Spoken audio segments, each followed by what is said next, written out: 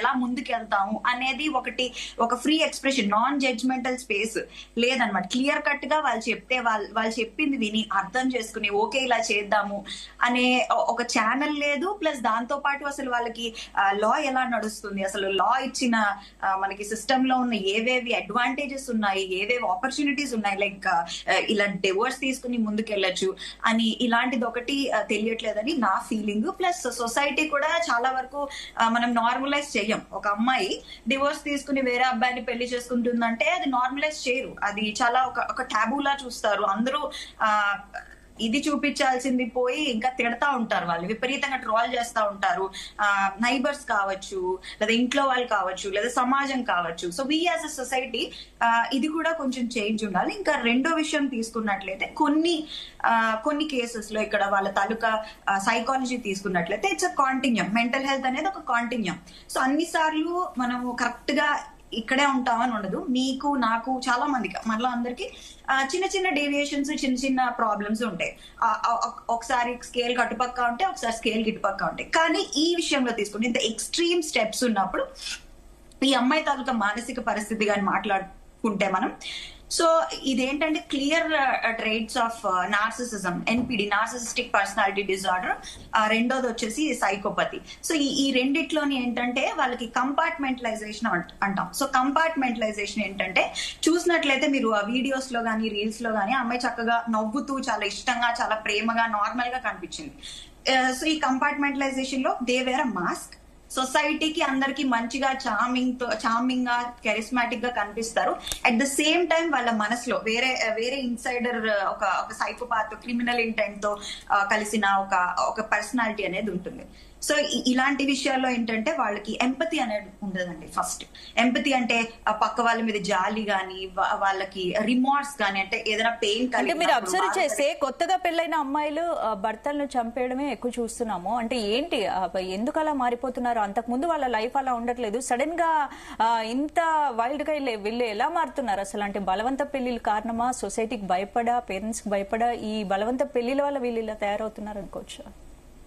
Definitely అండి, మీరే చెప్పారు. నేను ఇందాక ఫస్ట్ చెప్పినట్టు సొసైటీలో ఇంకా మనకి కొన్ని పెట్రియార్కియల్ స్టాండర్డ్స్, పెట్రియార్కియల్ నార్మ్స్ అనేవి ఏవైతే ఉన్నాయంటే మనం ఏంటంటే మన సొసైటీలో మనం మాట్లాడుతున్నది ఒకటి, ఇప్పుడు సోషల్ మీడియాలో మనం మాట్లాడుతున్నది ఒకటి, బయట పెద్ద మనుషులు అందరూ మాట్లాడుతున్నది ఒకటి, ఇన్ఫాక్ట్ సొసైటీలో నిజంగా ఏం జరుగుతున్నది అనేది ఒక టూ డిఫరెంట్ కాయిన్స్ లో తీసుకోవచ్చు, two sides of a coin. Because ఇప్పుడు మనం సమాజంలో ఎక్కడ చూసినా సనాతన ధర్మము, ఆడవాళ్ళు ఇలా ఉండాలి, ఒకరితోనే ఉండాలి, ఇలా తిరగకూడదు, బట్టలు వేసుకోకూడదు, ఇవి మాట్లాడుతున్నారు. బట్ రియాలిటీలో ఏం జరుగుతుంది? ఇవన్నీ జరుగుతున్నాయి. మేబీ ఇంతకు ముందు కూడా జరుగుండొచ్చు, మనకి ఇప్పుడు మీడియా వల్ల అవన్నీ ముందుకు వస్తున్నాయి. ఇక్కడ so patriarchal norms, stereotypical standards, preconceived notions, ఈ మూడు మెయిన్ రోల్ ప్లే చేస్తాయి. సో ఇక్కడ మనం తీసుకున్నట్లయితే సొసైటీలో డివోర్స్ తీసుకుంటే, లేదా ఒక అమ్మాయి ఏదైనా ఒక, చూడండి, అమ్మాయిలు అంటే ఇలాగే ఉండాలి, ఇలాగే చేయాలి, ఈ నార్మ్స్ లోనే ఉండాలి.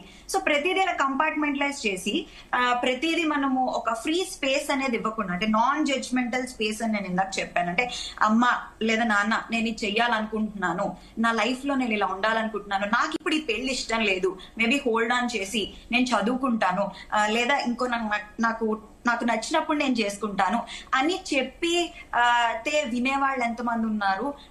వద్దు అంటే వాళ్ళ డెసిషన్స్ కి కానీ, వాళ్ళ వాల్యూస్ కి ఇంపార్టెన్స్ ఇచ్చి ఒక డెసిషన్ మేకింగ్ కానీ, ఒక గైడ్ చేసే వాళ్ళు కానీ ఇక్కడ ఎవరున్నారు? ఈ సిస్టమ్ ఒకటి, ప్లస్ వాళ్ళ తాలూకా మానసిక పరిస్థితి ఇలా ఎందుకు మారుతున్నది అనడానికి చాలా ఫ్యాక్టర్స్ ఉంటాయండి. సైకలాజికల్ టర్మ్స్ లో మాట్లాడుకోవాలంటే whether they have suffered any trauma or abuse, అమ్మాయికి ఏమైనా సెక్షువల్ అసాల్ట్ చిన్నప్పుడు ఏమైనా జరిగిందా, లేదా వాళ్ళ ఇంట్లో ఉన్న వాళ్ళ తాలూకా పరిస్థితి ఏంటి, ఈషీ ఎక్స్పోజ్ టు వైలెన్స్, ఇంట్లో ఉన్న పరిస్థితి ఏంటి, అండ్ గత కొద్ది రోజులుగా ఏవైనా స్ట్రెస్ లో ఉందా, లేదా అమ్మాయి తాలూకా మెంటల్ హెల్త్ కండిషన్, ఈషీ రియలీ, అంటే మనకి 100% డేటా లేకుండా నేను 100% ఆమెకి ఇది ఉంది అని చెప్పలేం ఎప్పుడు. సో ఇంపల్స్ కంట్రోల్ కూడా కొన్నిసార్లు జరుగుతుంది, క్షణిక ఆవేశం తట్టుకోలేక. ఈ కేసులో అయితే డెఫినెట్లీ ఇంపల్స్ కంట్రోల్ కాదు, because it's clear cut pre planned murders కాబట్టి ఇవి క్షణికావేశంలో చేసావు కాదు, కాబట్టి కొన్నిసార్లు సైకాటిక్ ఇష్యూస్ కూడా ఉండొచ్చు, hallucinations, delusions, like where they hear sounds or voices. నాకైతే అర్థమవుతుంది ఏంటంటే ఇక్కడ women taking this as a platform, audience అందరికి, ఇక్కడ ఉన్న వాళ్ళందరికీ నేను చెప్దాం అనుకుంటున్నది ఏంటంటే సమాజంలో ఆడవాళ్ళకి ఒక ఫ్రీ స్పేస్, కమ్యూనికేషన్ అనేది కూడా ఒకటి మిస్ అవుతుంది. అది అమ్మా నాన్నల దగ్గర అనుకోవచ్చు, సొసైటీ ఏమంటుంది అనుకోవచ్చు, లేదా నలుగురు నా వైపు వేలెత్తి చూపిస్తారు అనుకోవచ్చు. కాబట్టి అసలు లాలో ఏమున్నాయి, మాకు అసలు చట్టం మాకు ఏమి కల్పించింది, ఇలా విడాకులు తీసుకోవచ్చు, ఏది లీగల్ ఏది ఇల్లీగల్. సో ఇవన్నీ కూడా they matter a lot, psycho social factors. Right.